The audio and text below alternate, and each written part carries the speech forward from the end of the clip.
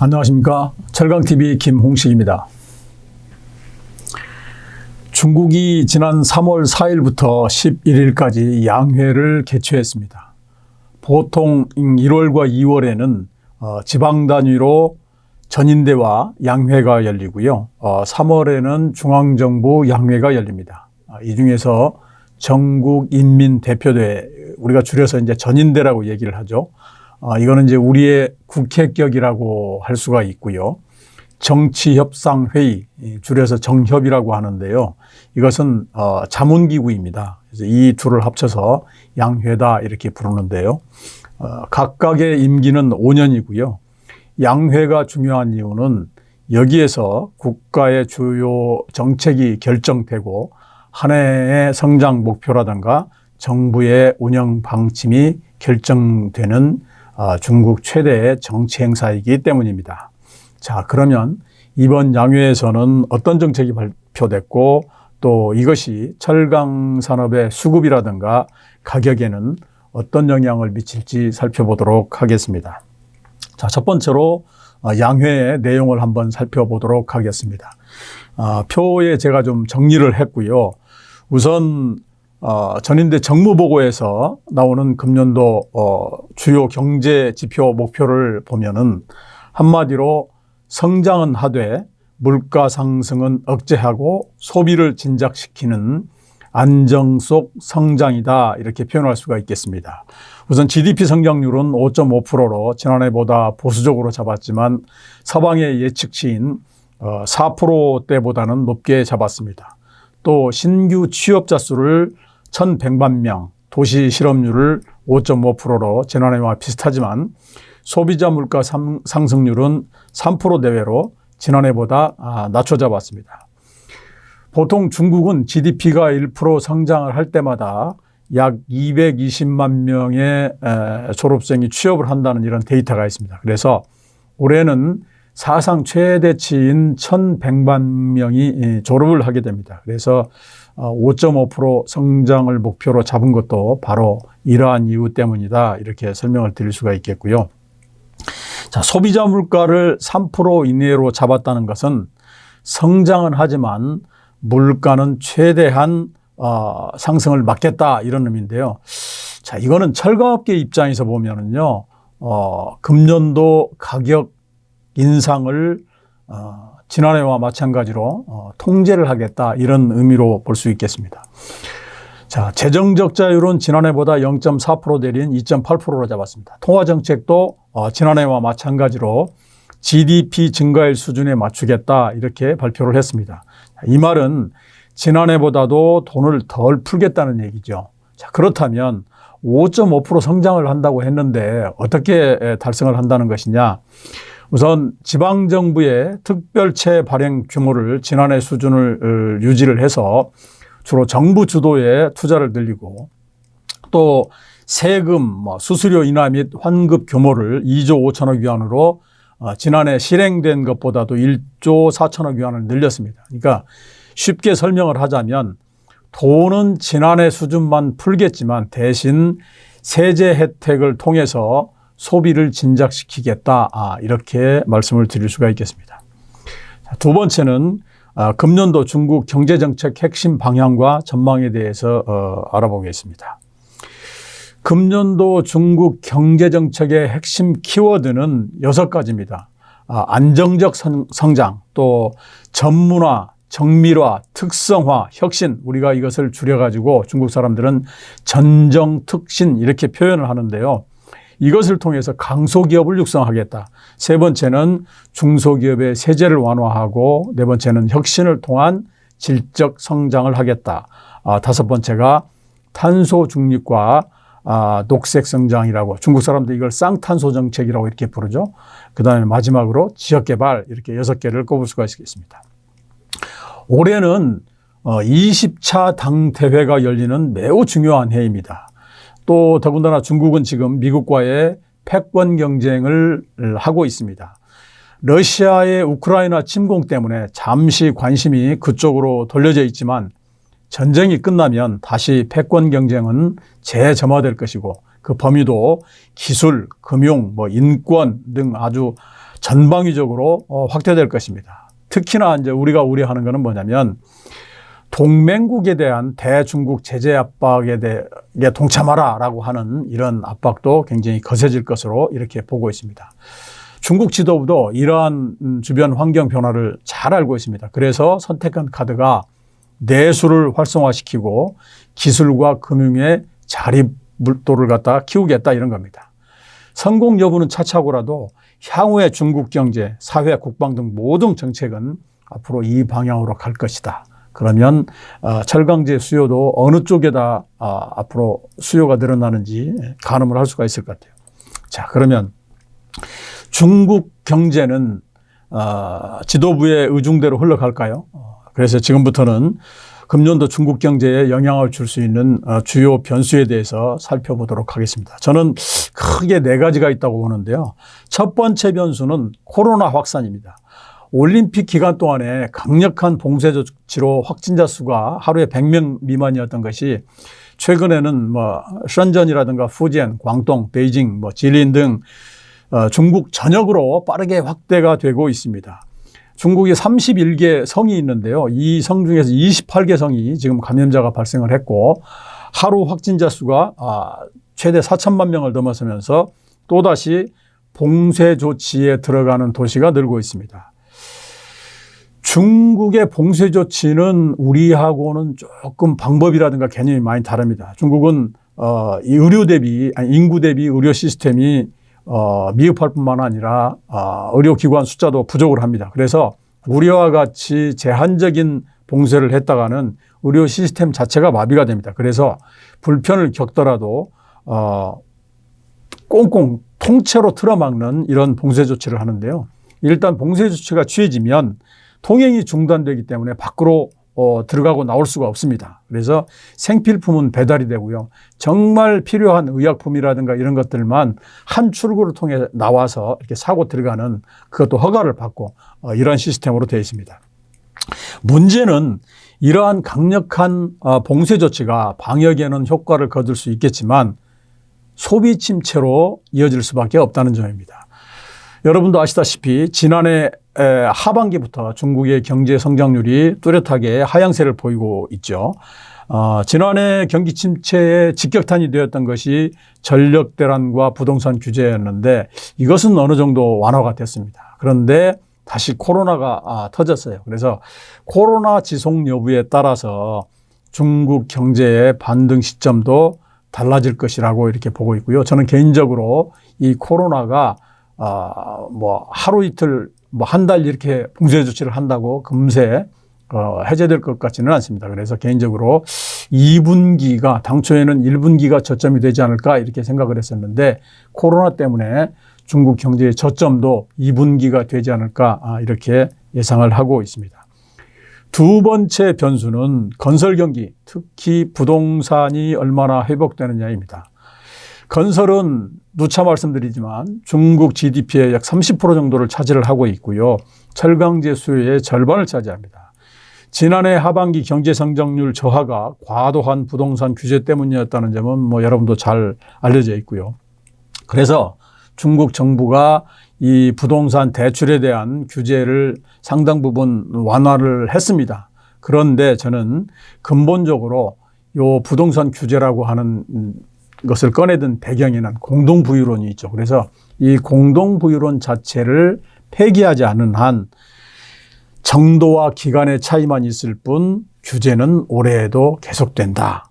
또 아직도 많은 부동산 기업들이 자금난을 겪고 있고 지금 디폴트 목전에 몰려 있는 이런 기업들이 많다는 점. 또 이 때문에 중국의 인민들이 부동산에 대한 부정적인 시각이 커졌다는 점, 이런 것들을 감안하면 과거와 같이 부동산이 호황을 누리기는 힘들지 않겠느냐 이렇게 보고 있습니다. 이 말은 향후 중국의 철강제 관련 수요에도 변화가 예상된다 이런 얘기입니다.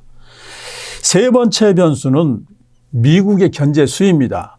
우크라이나 사태는 아마 어떻게 하든지 결론이 나겠죠. 그런데 이 우크라이나 사태는 지난 시간에 제가 말씀을 드렸지만 새로운 국제 질서를 불러올 것입니다. 스위프트 제재로 사실상 러시아 경제는 초토화가 됐습니다. 그래서 연대 사슬에 한쪽이 끊어진 셈이죠.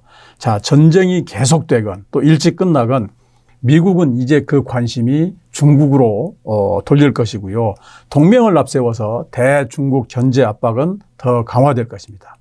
이미 반도체 수출 규제가 다시 도마 위에 오를 것으로 보고요. 금융이라든가 인권 이런 것까지 이제 간섭을 하게 될 것입니다. 자, 그렇게 되면 어떻게 되겠느냐. 중국이 과연 중국 지도부의 의중대로 5.5% 이상 성장을 하고 내수가 살아나겠느냐. 저는 개인적으로 좀 미지수다 이렇게 좀 보고 있고요. 네 번째 변수는 전 세계가 지금 돈이 너무 많이 풀려가지고 인플레 우려가 굉장히 심하죠. 그래서 미국이 지난주에 전격적으로 금리 인상을 단행했습니다. 근데 문제는 뭐냐면 금리 인상이 이번 한 번으로 끝나는 게 아니고 중국 정부의 물가가 지금 4%대가 넘습니다. 소비자 물가가. 그런데 이걸 3%대 미만으로 떨어질 때까지 계속 금리를 올리겠다는 거예요. 그래서 올해만 6번, 내년에도 3번 정도 올릴 것으로 이렇게 보고 있습니다. 이에 반해서 중국은 미국과는 반대로 금리를 내리고 돈을 푸는 확장 정책을 펴고 있습니다. 어느 쪽이 됐건 미국의 금리 인상은 중국 입장에서는 굉장히 부담입니다. 두 가지 측면에서 그렇죠. 뭐냐면 금리가 올라간다는 얘기는 자산 가격이 떨어지고 부채가 그러니까 은행 차입금이 높은 업체들은 굉장히 부담이 되죠. 그러다 보니까 자산 가격이 떨어지고 이런 현상이 벌어지는데 또 하나 수출을 하는데도 상당히 애로사항을 겪을 수밖에 없습니다. 그리고 중국 내에 있는 외화, 특히 달러 표시 이런 자금들이 이탈을 할 그럴 가능성이 있습니다. 이렇게 되면 금년도 중국 경제 성장률에도 아마 부정적인 영향을 끼치지 않을까 이렇게 좀 보고 있고요. 자, 네 번째로 금년도 그러면 중국의 철강 정책은 어떻게 되느냐 이걸 한번 보도록 하겠습니다. 크게 보면 중국의 금년도 철강 정책은 지난 5년 동안 해왔던 것과는 크게 새로운 것은 없습니다. 기술 선진화, 산업구조 고도화, 녹색 저탄소화, 자원 수급 안정, 품질 및 브랜드 개선 크게 이렇게 5가지로 나눌 수가 있는데요. 세부적인 정책을 보면 눈에 띄는 게 있습니다. 가령 생산 설비의 55%를 디지털화하겠다. 또 스마트 공장을 30개 이상 조성하겠다라고 하는 거고요. 또 하나 눈에 띄는 점이 뭐냐면 조강 생산에서 금년도에 전기료 생산 비중을 15%까지 그리고 2025년도에는 이것을 30%까지 늘리겠다는 거예요. 그래서 이렇게 되면 스크랩 수요가 엄청 늘어나게 되죠. 또 하나는 자국 내 철광석 공급량을 늘리겠다는 것과 스크랩 재활용을 3억 톤 이상으로 확대하겠다는 것입니다. 중국이 한 7년 전에만 하더라도 철광석 자급률이 약 60%가 넘었습니다. 그런데 지금은 반대로 40% 미만입니다. 왜? 고급 철광석을 많이 써서 고급 제품을 생산을 해야 되기 때문에 수입이 늘어난 겁니다. 그런데 사실은 중국이요, 매장량 기준으로는 전 세계 3위의 철광석 매장량 국가입니다. 다만 이게 품위가 낮고 또 채굴 원가가 비싸고 또 최근에는 이제 광산 사고가 많이 나고 그래서 폐쇄를 많이 했죠. 이거를 다시 생산을 늘리겠다고 하는 겁니다. 왜 그러느냐? 자주 말씀드리지만 이 우크라이나 전쟁이 끝나고 하면은 어차피 세계는 자본주의 진영과 공산주의 진영으로 대립구도로 갈 가능성이 높습니다. 그런데 지금 철광석을 수출하고 있는 대부분의 국가들이 인도를 제외하고는요, 브라질, 호주, 캐나다 이런 나라들은 서방 진영 국가들이잖아요. 그래서 중국에 대해서 이거를 무기로 꺼내들 가능성이 굉장히 큽니다. 이런 걸 대비해서 철광석 자금률을 높이려고 하는 것 아니냐 이렇게 좀 생각이 좀 되고요. 또 하나는 제품의 브랜드화를 추진하겠다는 것이 눈에 띕니다. 그래서 전체적으로 금년도 철강 정책을 정의하자고 그런다면 양에서 질로 또 탄소 중립을 위한 녹색 성장에 중점을 두겠다 이렇게 설명할 수가 있을 것 같아요. 특히나 우리가 이제 관심을 가져야 될 대목은 전기료 비중 및 스크랩 투입 비중을 확대하겠다는 이런 부분인데요. 이것은 전 세계의 스크랩 시장에 영향을 미칠 것으로 이렇게 좀 예상이 되고요. 또 장기적으로 본다면 R&D 비중을 확대를 하고 R&D 비중을 지금 1.5%까지 확대를 하겠다고 그랬어요. 그래서 정확하게 수익의 1.5%인지 영업의 1.5%인지는 잘 모르겠습니다만 어쨌든 굉장히 그 비중을 넓혀가고 있다는 점하고 또 하나 이제 고부가 가치화와 브랜드화를 하겠다. 이 말은요, 우리가 정말로 장기적으로 대비를 해야 돼. 왜냐하면 국내외 시장에서 중국산과 다시 부딪힐 그럴 가능성이 있기 때문입니다. 대비를 해야 된다라고 하는 거고요. 자, 다섯 번째는 그러면 금년도 중국의 철강 산업의 수급은 어떻게 될 거냐. 요걸 한번 살펴보도록 하겠습니다. 먼저 생산을 보면요.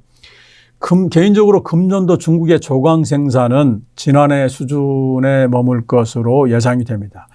1분기에는 올림픽이라든가 코로나, 우크라이나 사태에 따른 원자재 수급난 이런 것 때문에 지난해 수준을 밑돌겠지만 2분기부터는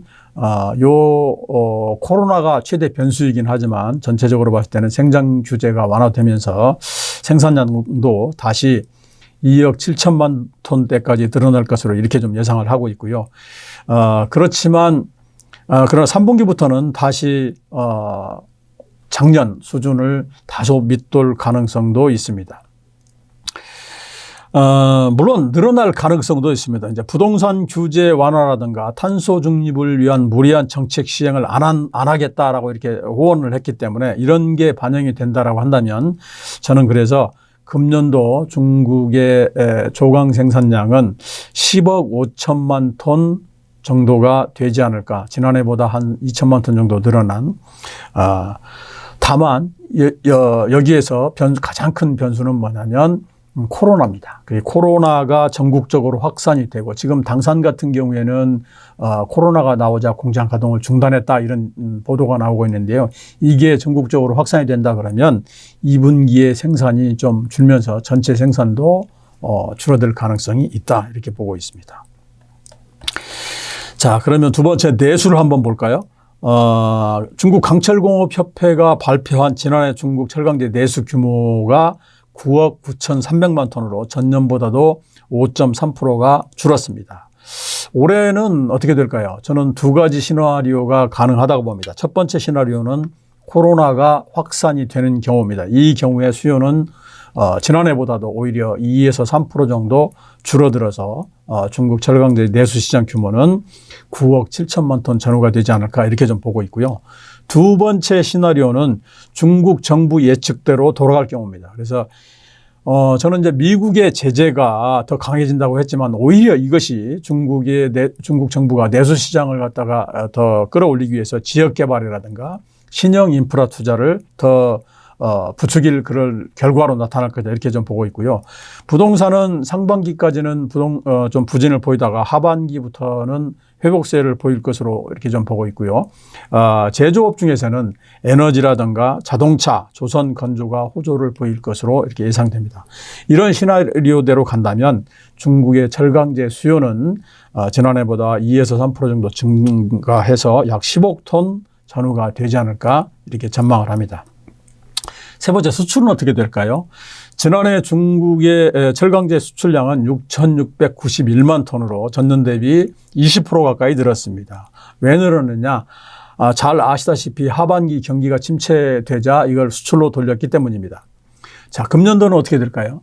저는 이제 생산이 지난해 수준을 유지를 한다고 가정했을 경우에 금년도에 수출이 늘어날 수 있는 가능성은 두 가지 이유 때문입니다. 첫 번째는 코로나 확산으로 내수가 부진해지면 수출로 돌릴 것이고요. 두 번째는 내수 가격과 수출 가격과의 격차가 $100 이상 벌어지게 되면 수출이 늘어날 것이다. 이렇게 좀 보고 있습니다. 아직까지 중국 정부는 생산은 지난해 수준을 유지를 하고 판매도 가능하면 내수 우선으로 해라 라고 이렇게 지시를 내렸어요. 만약에 금년도 중국 경제가 5.5% 이상 성장을 하고 각종 투자가 계획대로 이루어진다면 전체 수출량은 이러한 전제하에서는 오히려 지난해보다 10% 정도 줄어든 6천만 톤대 초반까지 떨어질 수 있습니다. 지금 상황으로 본다면 2분기까지는 생산 감소 및 내수 우선 정책으로 수출이 좀 줄겠지만 하반기에는 내수 가격 격차라든가 이런 것 때문에 다시 수출이 늘어날 가능성이 커 보인다. 이렇게 좀 보고 있고요. 또 아까 말씀드린 대로 코로나가 확산이 된다거나 또 이제 미국의 견제가 심화된다거나 이렇게 해서 내수가 부진할 경우에도 수출은 오히려 지난해보다 더 늘어날 가능성이 있다. 이렇게 보고 있습니다. 마지막으로 가격을 살펴보도록 하겠습니다. 이제 올림픽과 양회가 모두 끝났죠. 그래서 본격적으로 수요도 회복되고 가격도 올라야 되는 시점인데 코로나가 터지면서 곳곳에서 봉쇄 조치를 취하고 있습니다. 그래서 지금 가격과 관련한 가장 큰 변수는 코로나고요. 이 와중에 중국 정부는 가격을 통제를 하고 있죠. 그래서 그래프를 중국 가격 데이터를 이렇게 보면 올랐다가 내렸다가 올랐다가 내렸다를 계속 반복을 하고 있습니다. 자, 이 코로나 변수를 제외를 하면요. 저는 기본적으로 철강제 가격은 물량보다 먼저 움직이죠. 또 우크라이나 사태로 원자재 가격이 크게 오르면서 메이커 입장에서 보면 가격을 안 올릴 수가 없는 이런 상황이 됐습니다. 그래서 아마 지금부터는 중국의 철강사들도 적극적으로 가격을 올릴 수밖에 없다. 이미 지금 가격으로는 적자 구조이기 때문에 그렇습니다.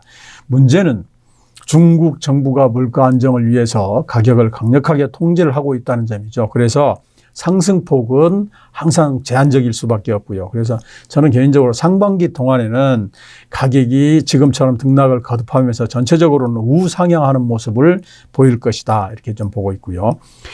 또 하나 주목할 점은 정부가 이런 가격 통제를 하면 할수록 해외 가격과는 격차가 더 확대되겠죠. 그러면 이것이 수출로 늘어나는 결과로 이어지겠지만 아쉽게도 국내 가격과 지금 해외 가격과의 특히 뭐 유럽 같은 경우에는 여전히 지금 $1,200를 넘어섰습니다.